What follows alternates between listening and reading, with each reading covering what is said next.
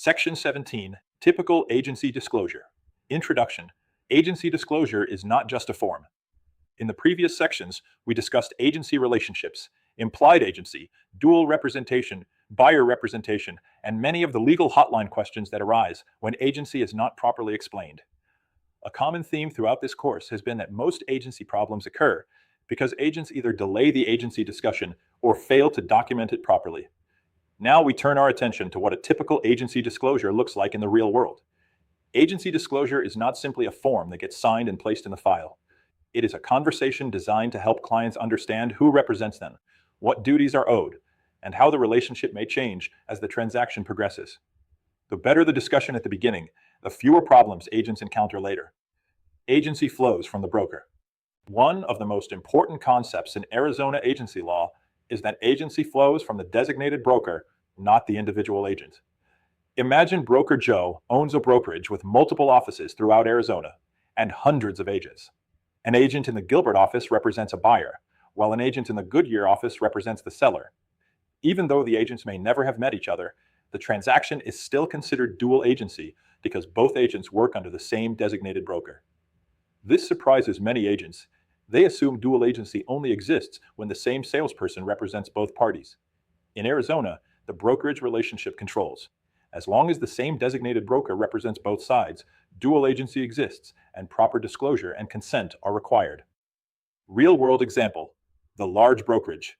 Suppose a brokerage has 600 agents spread across 5 offices. One agent lists a property in Scottsdale, and another agent from a different office sells it to a buyer. The agents have never met.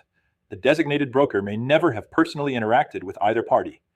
Yet the transaction is still dual agency because the brokerage represents both the buyer and the seller. This is one reason why large firms often encounter dual agency situations more frequently than smaller firms. Rules updated.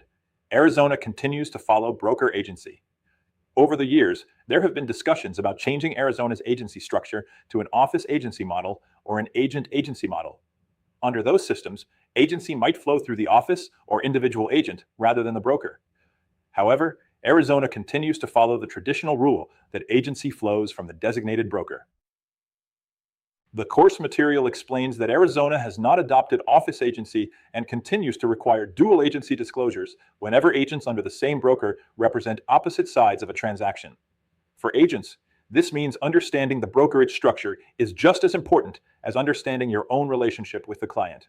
The late agency disclosure problem. One of the most common agency mistakes occurs when an agent begins working with a buyer and forgets to discuss agency altogether. Days turn into weeks. Weeks turn into months. The buyer sees homes, receives advice, discusses negotiations, and relies on the agent's guidance.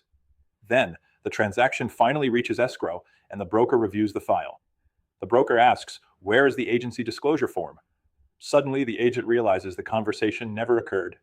The course material explains that this situation places both the agent and broker in a difficult position. The agent should not ignore the issue. Instead, the agent should immediately discuss the situation with the broker and follow the broker's instructions regarding how to properly address the missing documentation. This reinforces a lesson we have repeated throughout the course. Agency discussions should occur early, not after a contract is accepted. When does an agency relationship end? Another common question agents ask is, how long does my agency relationship last?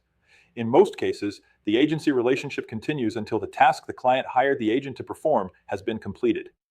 If a buyer hires an agent to help purchase a home, the relationship generally ends when the purchase closes. If a seller hires an agent to sell a home, the relationship generally ends when the property closes escrow. The course material explains that if a client hires an agent for multiple transactions, the relationship may continue until those tasks are completed.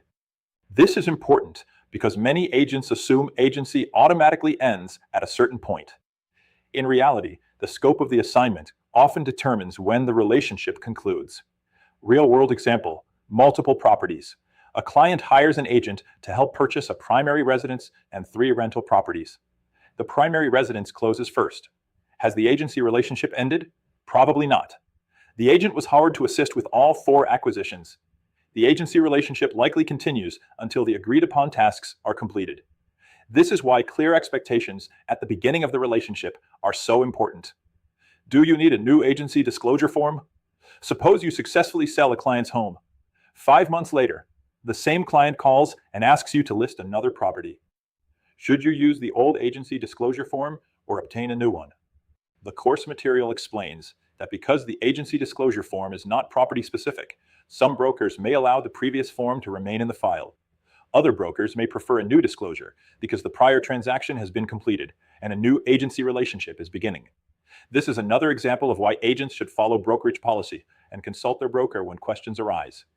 Completing the purchase contract correctly. Agency disclosure does not stop once the READ form is signed.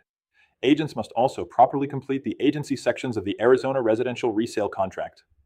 Consider a situation where you are holding an open house on your own listing and your broker instructs you not to act as a dual agent. A buyer enters the open house, wants to purchase the property, and agrees that you will represent the seller only. You properly explain agency and have the buyer complete the agency disclosure form indicating seller representation only. Now you begin completing the purchase contract. The course material explains that even though the buyer is unrepresented, agents should carefully complete the agency sections of the contract to avoid confusion and ensure the contract accurately reflects the relationship disclosed to the parties. Consistency between the disclosure forms and the contract remains critical. The for sale by owner dilemma. One of the most practical agency questions involves for sale by owner properties. Imagine you represent a buyer. While driving through a neighborhood, your buyer spots a for sale by owner property and wants to see it. What should you do?